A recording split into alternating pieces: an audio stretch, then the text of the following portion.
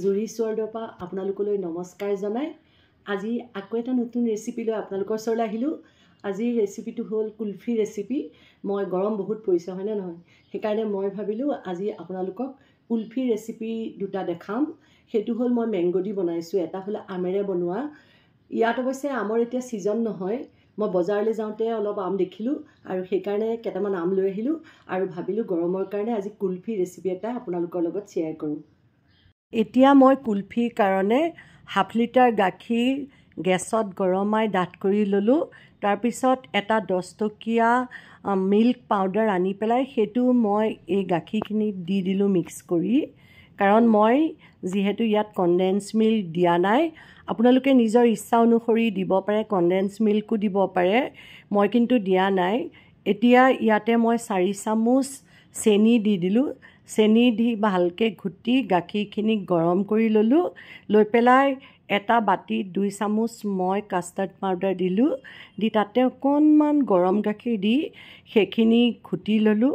লৈ পেলাই এই গাখীৰখিনি যে উতলাই ডাঠ কৰিছোঁ তাতে মই এইটো আপোনাৰ কাষ্টাৰ্ড পাউডাৰটো দি দিলোঁ। এয়া চাওক, দি পেলাই যেতিয়া অকণমান ডাঠ হ'ল 4-5টামান এলমণ্ড আৰু কাজু মই মিক্সিত পিচি সেই গুড়াখিনিও এই গাখীৰত দি পেলাই এয়া মই ডাঠ কৰি ল'লোঁ।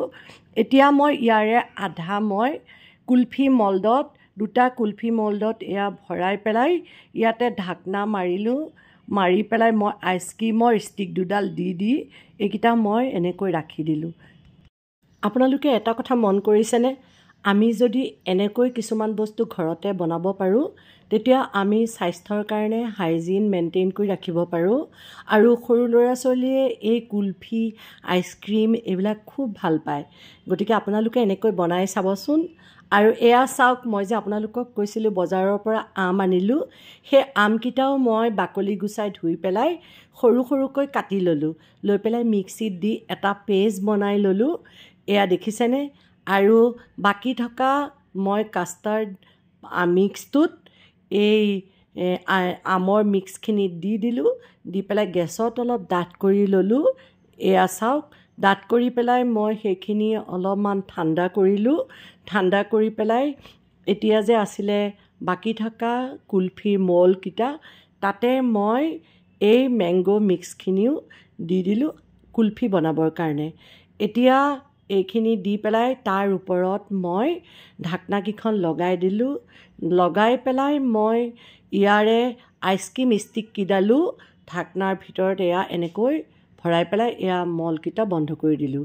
এতিয়া মই ফ্ৰিজত 7-8 ঘণ্টামানৰ কাৰণে ষ্টেণ্ডত এই আইচক্ৰীম মলকেইটা থৈ পেলাই ফ্ৰিজত এতিয়া ৰাখি দিম।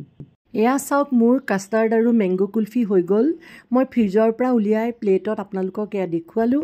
আপোনালোকে চাগৈ নিশ্চয় ভাল পাইছে, কাৰণ মই সদায় ঘৰৰ ওচৰতে পোৱা আৰু একেবাৰে সহজ বস্তুৰে বনোৱা ৰেচিপিবিলাক আপোনালোকক দেখুৱাই থাকোঁ।